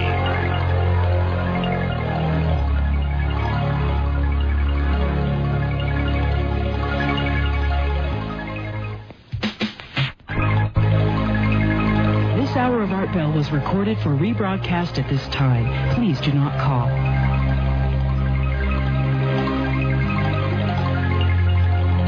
We continue now with your calls to Dreamland with Art Bell from the Kingdom of Nye. We do. I'm Art Bell. I want to remind everybody trying to get hold of the scallion tape. It's been irreversibly busy at the phone number that we've been giving you. I will continue to give you this number. If you cannot get through tonight, by all means, during business hours tomorrow, we're going to staff the phones with people, and you should be able to get through. So begin trying during business hours tomorrow at 1-800-917-4278. That's 1-800-917-4278. At that number, you can also get copies of this program and any guest interview we've done on Coast. We'll get to yet another very interesting facts in just a moment. All right, about 3 years ago, my mother died. Shortly after I had an awake experience. That's awake. I dreamt that she was sitting on a bed at my father's house. All my family members walked past her, but I stopped. I could even smell like fresh flowers. I could smell her like fresh flowers. I had such a calm feeling over me. All she did was project into me that she was okay, and that my future was going to be fine and not to worry. She really impressed me with the fact that everything was going to be fine. I have since then sensed her presence near or about me on several occasions. Doctor? What you're getting is your late mother was trying to tell you that she is okay on the other side, and she was trying to see people when they cross into spirit, they tend to make contacts with people they felt the closest to, and or let's just say a very strong bond. And what she was just trying to show you is that there is life after death. It's nothing to fear. And she was also trying to give you a little precognitive data about your future, as well as to have you say really basically is like, please don't worry about me, don't bereave of me, go on with your life, and you have a bright life in front of you. What do your colleagues, a lot of them, think about your view on all of this? Well, you know, my colleagues, interesting enough, a lot of my patient referrals come from my colleagues. So I have psychiatrists, psychologists, MFCC, social workers who refer to me.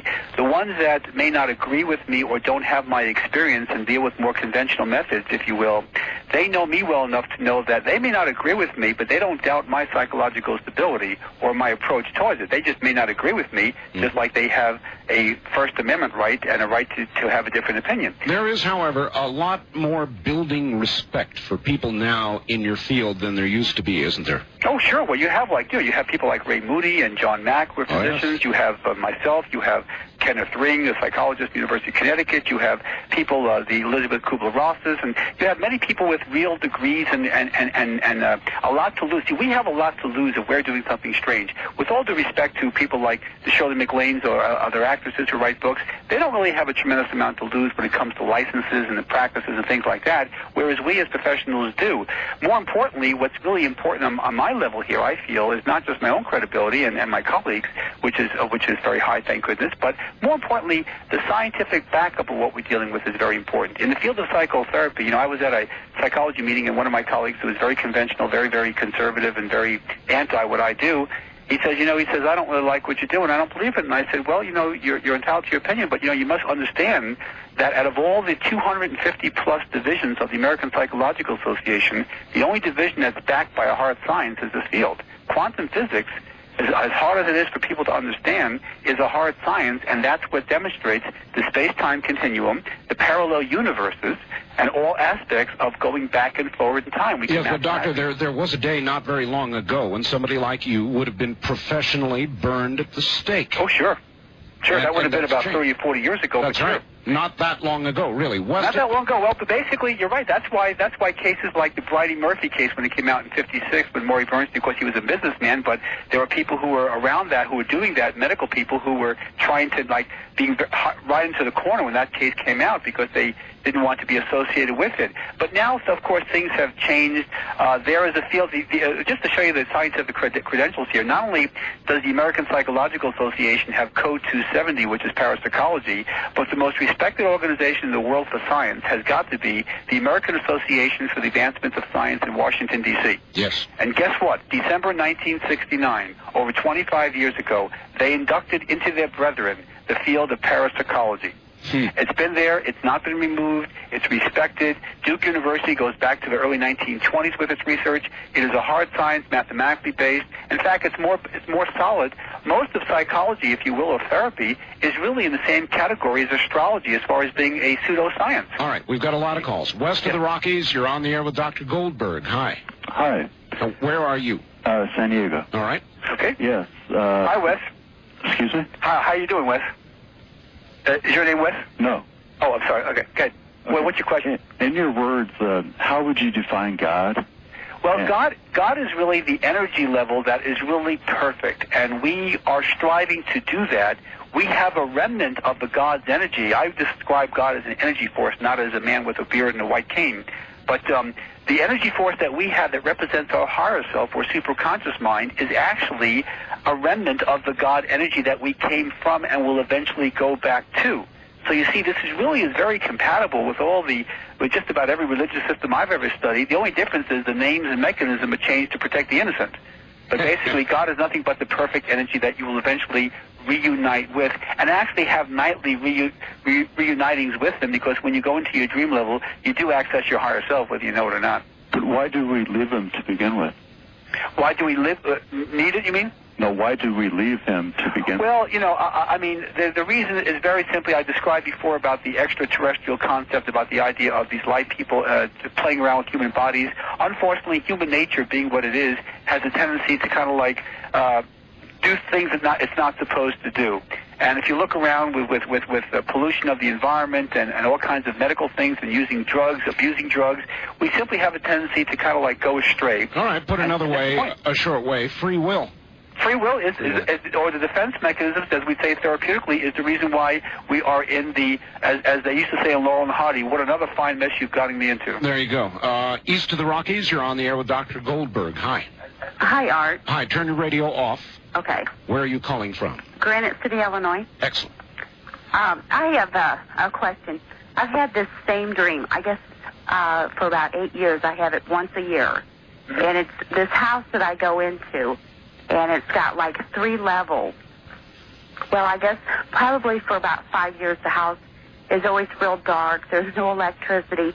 And then there's this passageway that you can crawl through, but I've always been too afraid to crawl through it. Mm-hmm. Well, then the last, I guess about 3 years ago, I did crawl through it.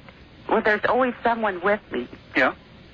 Well, I had it, I guess, about 2 months ago, and the dream was totally changed to where the house, it had electricity on, and it was being remodeled. Mm-hmm. And it was all, like the house was all cleaned and everything was new. Well, I had like this girl was with me, taking me through the house, and the passageway was opened and it became a hallway. All right, so now things have changed. Now, did your life change? Was there some major issue that you were dealing with in your life that coincided with this dream opening up now? I'm more spiritual.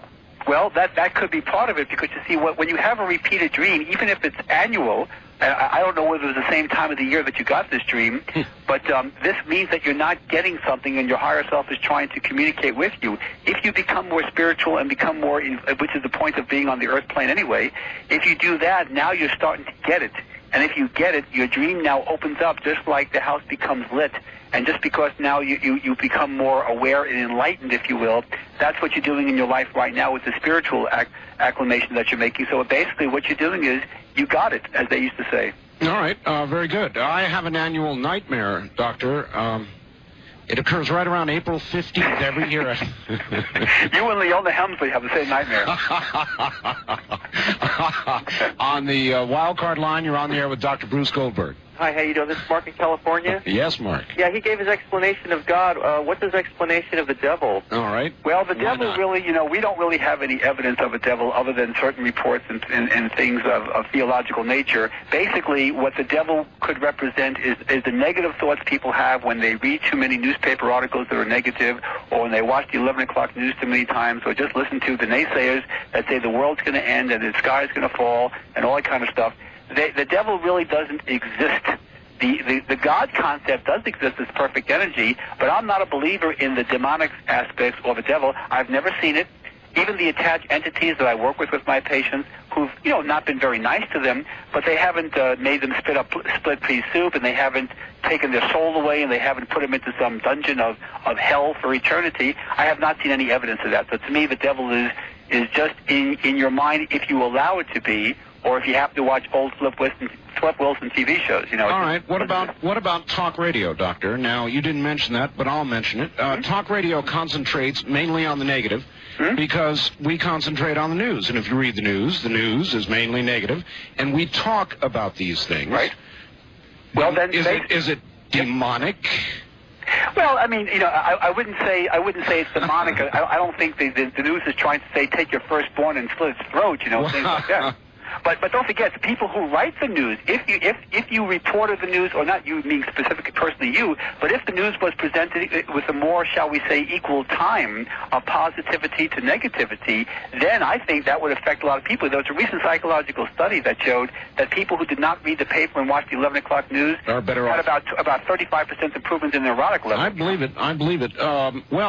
Unfortunately, positive things really are not news. With rare exceptions, positive things are not news. Well, basically, nobody wants to read about how somebody had a good day or somebody didn't kill themselves on the way home from work. You're That's right. So then we crave the negative.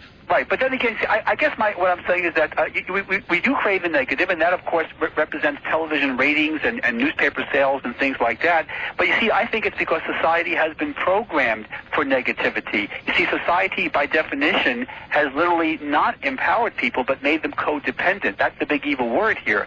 And the codependency, when people need, why do people need to go to a therapist every week? They don't. Why do they have to go to a chiropractor to get their back straightened out every week? They don't. Why do they have to have Coca-Cola or coffee every day, or cocaine, or any other drug they're using? They don't. But if they're convinced that they do, and they become codependent, then that codependency marries itself to things like negative news. Fine, but the question is, which drives which? I could do a 1-hour program weekly on nothing but good news. It would have, according to the ratings, about 2 listeners.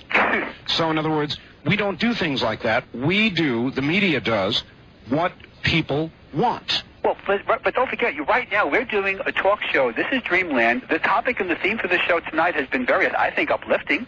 This hasn't been a negative. This hasn't been a gloom and doom show. If anything, I agree. I'm representing the opposite of the scallions and the other predictors. I'm representing the opposite here by saying that I will stake my reputation. I've said on national TV and radio before that you're not going to have these gloom and doom predictions that people are starting to brainwash the public with. Well, but I mean, what do you have to lose? If L.A. is obliterated, you're off the hook anyway. Number one, my reputation, but I also have to lose the credibility of the field, as well as a home and a couple of dogs and myself. Of course. I understand. All right. But what I'm saying is that my point here is that here you've done 3 hours of a show that's been, if anything, uplifting. And of course, maybe you can't do this on your overnight show every week or every weekday night. But my point is that I think that if the public, just like if you market something in a certain way, you can literally change the public's taste by marketing things in a certain way. I think if the media was presented in a little bit different capacity, rather than my cup is half empty or not even a drop in there, I think people would be a lot happier. And I think that it may take a while, just like it takes a while for certain networks to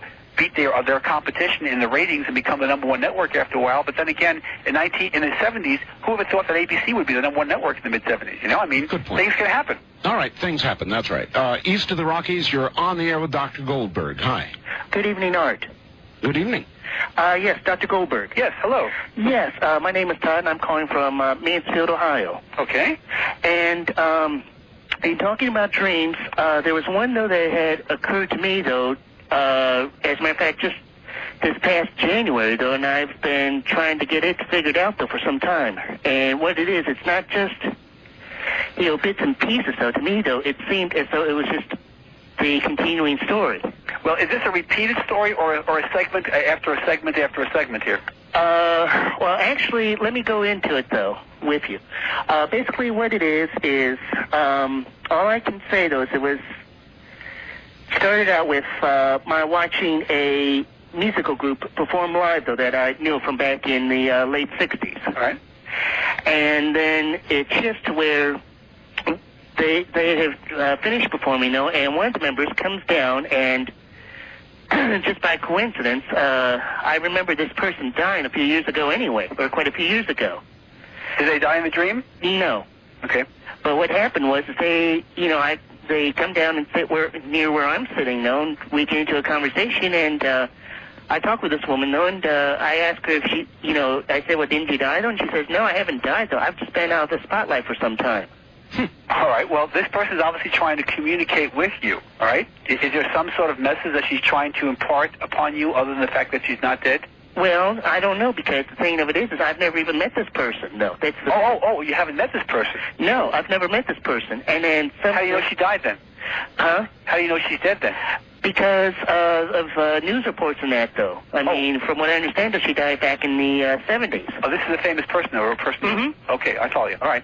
Well, this person apparently is trying to communicate with you. Why, I don't know yet, but is there some sort of an ending to this where something has happened recently that has changed this or completed this dream? Well, the only thing I know is that something compelled me later that day to have played on a local radio station that is nearby where I live, though, to a song, though, that was by this group. Mm-hmm. And I don't know why, though, but something just compelled me to. Well, this is like a medium of communication. Apparently, I think what you're having here is a little bit different than your usual dream. I think this person is actually quite possibly trying to communicate with you. What I can suggest, there's an out-of-body experience tape that if you call my 1-800-527-6248 number. Slower. Okay, 1-800-527-6248. If you call that number, I'll send you information about both my books, Past Lives, Future Lives, and The Search for Grace, but also there's an out-of-body experience tape which will help you not only to facilitate your own out-of-body experiences, but this, along with the superconscious mind tape, can help you to access and to communicate on a two-way level with this probably departed spirit. I mean, this is a woman who actually clinically died a few years ago, or back in the 70s, I think you said, that you can actually communicate. I think this has got a lot of positivity for you here. I don't want you to be afraid of this at all. All right, look, we're about out of time. Let me just ask you this. Sure. Bruce, what's next? What are you going to do? You going to write another book, do more television, another movie? I'm actually developing a television series right now. A series? Yeah, a reality show based on this work. And I'll be doing more lectures, and I'll be continuing with my patients and doing more television, radio interviews, and writing more scientific articles, as well as I don't have plans for another book right now. My new book just came out. The Search for Grace just came out in October, actually. But I will definitely keep you posted about what I do, as you know. And I keep on, you might say, business as usual, except on a higher spiritual level. And be assured, we will have you back on Dreamland again. I always love reincarnating with you, Art. Doctor, thank you. My pleasure. Take care, Dr. Bruce Goldberg. And indeed, it was a pleasure to have him on Dreamland this evening. All right, we're out of time. I'm sorry, that's it. We are controlled by the clock. I do want to say this. If you're trying to get the Scallion tape, which 1 trillion people are trying to do, and you can't get through tonight, call beginning tomorrow during normal business hours, 1-800-917-4278. Behalf of everybody, and there are many, who make Dreamland possible, I'm Art Bell. Thank you. Good night.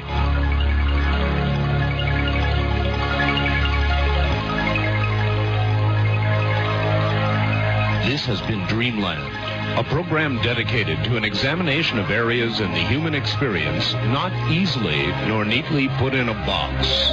Things seen at the edge of vision, awakening a part of the mind as yet not mapped. Yet things every bit as real as the air we breathe but don't see. Please join us again next week at this time for Dreamland.